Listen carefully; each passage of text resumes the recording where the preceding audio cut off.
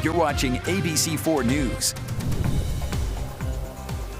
Welcome to our live coverage of the 2024 legislative session beginning right now in the Utah State Capitol. Today is day one, and it's sort of like the first day of school. The lawmakers, their staff, they're coming back here to the Capitol now after their time away, discussing the bills that they're hoping to get through the legislature right now, the House and the Senate.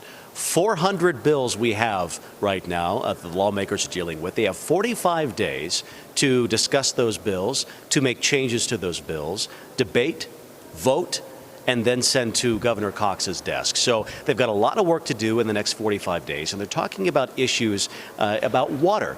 They're talking issues about the Olympics 10 years away, already talking about the Olympics, talking about cell phones in the classroom. In fact, that's something that I want to talk to you about right now. I spoke moments ago to State Representative Trevor Lee, who had a bill last year that would have banned cell phones in the classrooms. That did not get passed into the law. But where do we stand on that right now? Have his thoughts evolved on that matter? Here's what he told me just a few moments ago. Says I actually had a cell phone when I was in school. So many of the legislators did not have that. They don't understand those dynamics because it was a different world. In fact, there's two other legislators, I believe, who also are in a similar boat that I am. But one thing I noticed is I actually went and subbed to one of my daughter's classes is they had kids all over, AirPods in, phones out, like just devices everywhere, just tuning out. And I was like, well, this isn't good. But more importantly is I had a bunch of teachers reach out and said, hey, there's a serious problem here. Like someone's got to do something about this. And what I found interesting was local school boards weren't doing anything to back them up. So I'm all about the local control, and evidently why my bill failed is because that was the common denominator with the Republican side was local control here. If school boards, LEAs, state school board wants to do something. Not the legislature. Not the legislature, let the locals decide. Okay, and so we tabled the bill, didn't pass, and I've just let them leave it at that. Now, obviously it's a big problem. We have a Surgeon General's warning on social media now around our state for kids. We have the governor now pushing it, which I think even last year he was supportive of the bill. He just didn't help me in committee or any sort of that. Sure. I talked to the governor just a few days ago about this, and he told me he supports the premise of it, the ideas of it.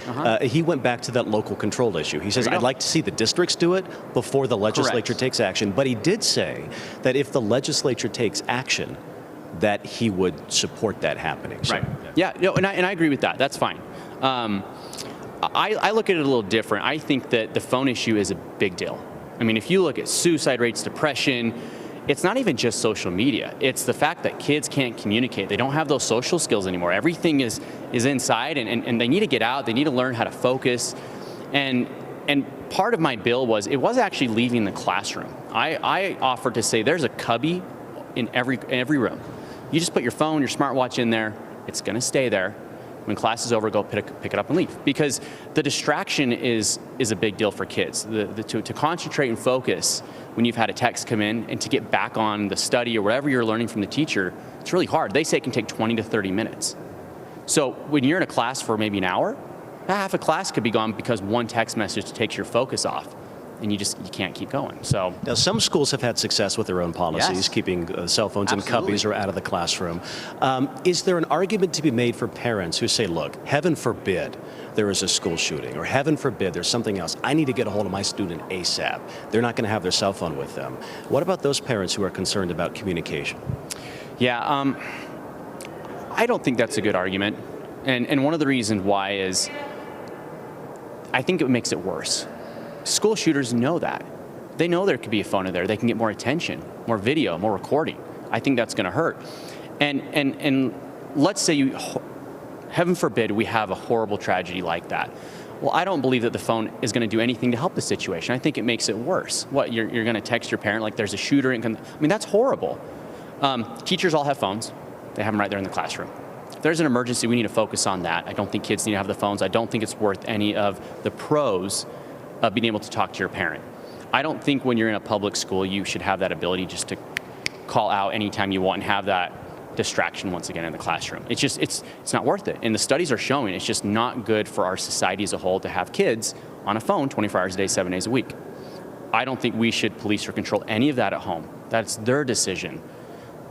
But in a classroom where we are taxpayer funding to make sure they're getting the best outcome, the best success, Why aren't we doing everything possible? And let me give you one example of this. When I was in school, there was a kid who had a Game Boy. Game Boys were really big when I was little. Right, I remember those, yeah. I remember a child did not want to give up a Game Boy. I mean, teachers had to ban them from the classroom because they were a massive distraction. And I would compare that to cell phones now on a scale times 10.